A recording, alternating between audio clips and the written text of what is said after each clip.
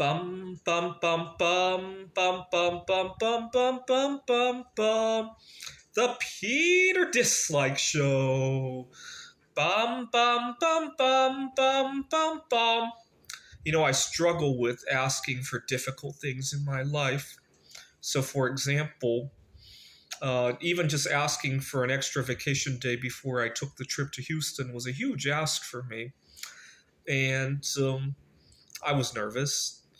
I obviously, when I went to see the girl in Houston, there were many things that I had to say to her that were tricky, right? And in my everyday life, a lot of little asks, right? Not necessarily involving my career or my personal life, but even everyday things.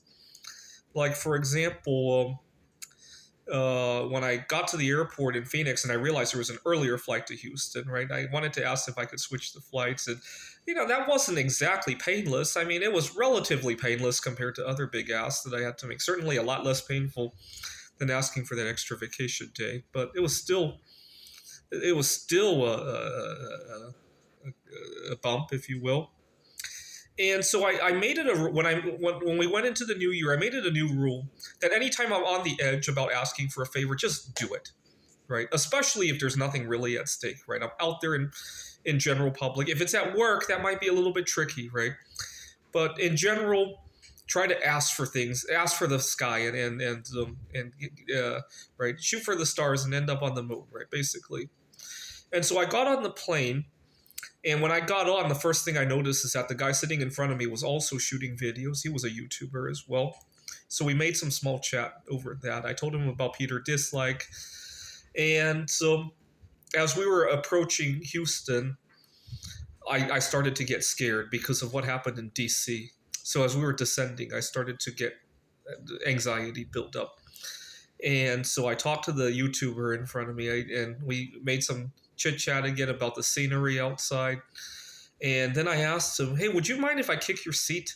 When I was 5 years old, I used to have a bad habit of kicking seats, and my mom would try to stop me. Now that I'm all grown up, I'd like to kick a seat again without my mom intervening. So I hope you will be okay with that. And to my surprise, he was like, "Sure, that'd be a nice uh, event in his trip, right? Let's enjoy something new." And I picked up my knee and I whacked the seat so hard that I kind of twisted my knee in the process of doing that. And he laughed out of control. And the flight attendant stared at both of us, almost like we were planning some kind. The flight attendant had this defensive look, almost like she was getting ready to grab a weapon of some sort. And to his credit, the guy in front of me helped explain the situation. And but it made the flight attendant and the person sitting next to us really on edge for like a split second until they realized what had happened. And then I apologized, saying that I'm getting ready to see a girl that I had met online, and I wanted to make sure that I know how to ask difficult things, and hence the asking for if it would be okay if I kick your seat, right? And also when I get home to my job, I want to be able to ask for a raise, ask for a promotion. I'm practicing for that. Now the flight attendant kind of disagreed with that.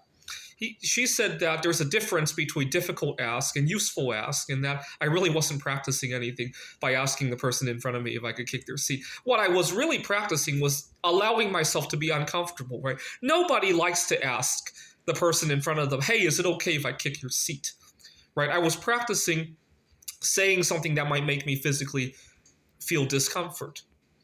I had another bad experience. This one also it was on a train, not a flight. I had traveled to Warsaw, and I was going to take a train from Warsaw to Gdansk Bay. And as I'm boarding the train in Warsaw, I realized that there's a girl that I want to make a move on the train. And unfortunately, the seat next to hers was taken. The girl had stepped away to use the bathroom, and the guy was sitting in the seat next to her. And I didn't think the two were related because the guy wasn't Polish. He was Middle Eastern, I want to say. And so I asked him, and he doesn't really speak English very well.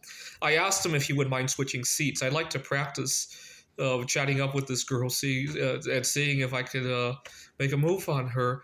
And unfortunately, it was his wife. And I was so embarrassed out of my mind. I ran, and I had a seat that was a little bit more comfortable, but I actually ran to the back of the train just to hide away from him.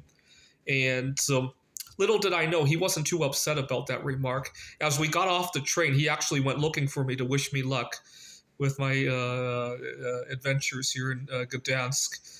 And later that day, I talked to a friend of mine in Warsaw about the situation. And my friend explained that, that's not the best, that's not the worst thing that could be said, because most guys actually like it when people compliment their wives. So it turned out it wasn't the end of the world that I had said that, but I was embarrassed out of my mind.